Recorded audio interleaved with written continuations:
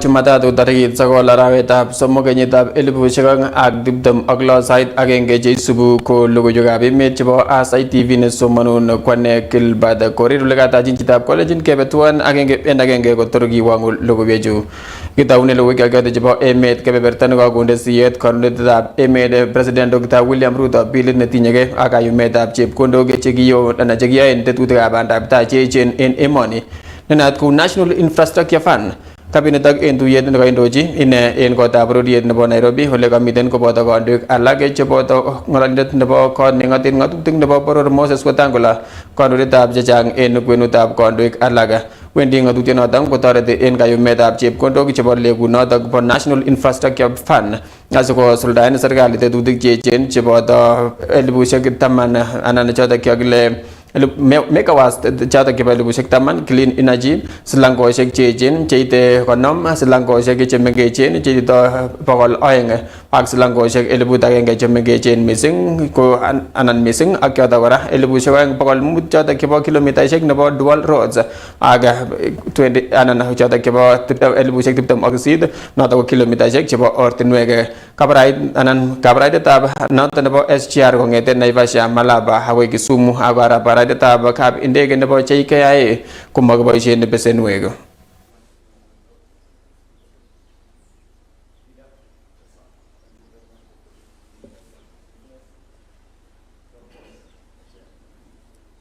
Therefore, Your Excellency, there is need to take out of our budget some of the commercially viable infrastructure projects. And this includes, and not limited to, the following.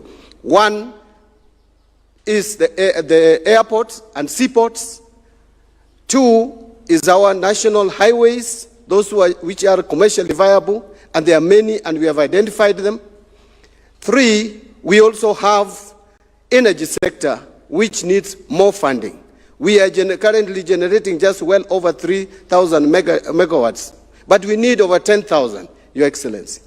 And lastly, I will also mention water and irrigation. For us to realize food security in this country, we must invest more in agriculture.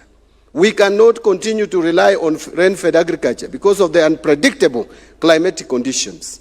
And therefore, we have realized that there is an opportunity for us to put more resources in doing mega dams in this country to make water available for agriculture. We have fertile land, but what we are lacking is a reliable source of water for irrigation. Infrastructure, therefore, is not only about connectivity. Infrastructure is demand. Infrastructure is industry. Infrastructure is jobs. Jobs and more jobs.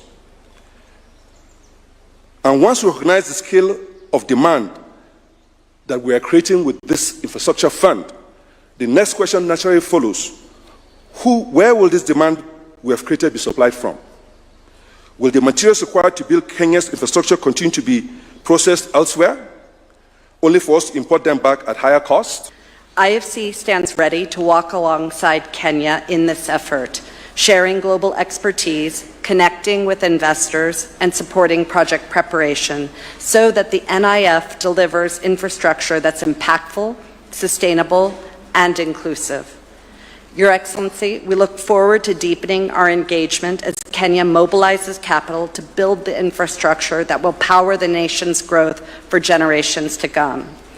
An infrastructure fund, I quote, will be established with initial capitalization from privatization proceeds, with a view to progressively reducing financing of commercially viable infrastructure projects from the budget, end of quote.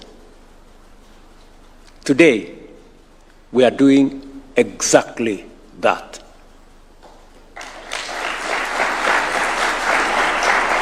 The National Infrastructure Fund is here, and tomorrow in the morning at 8, I will be at the NSC to ring the bell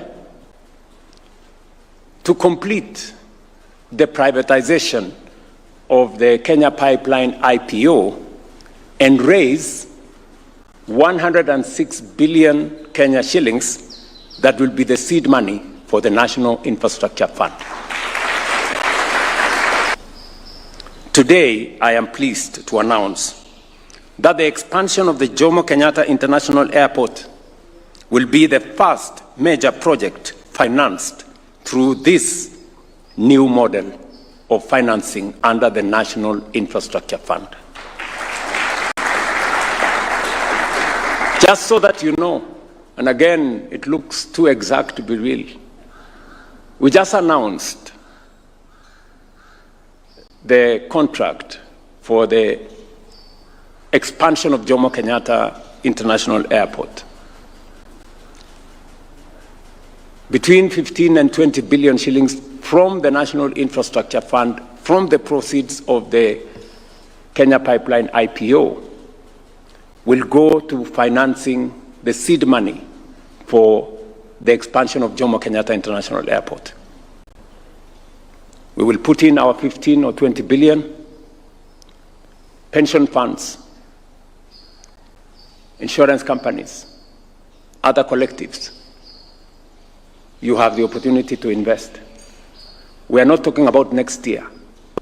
We are not talking about in August. The opportunity to work with us in the National Infrastructure Fund is as soon as next month.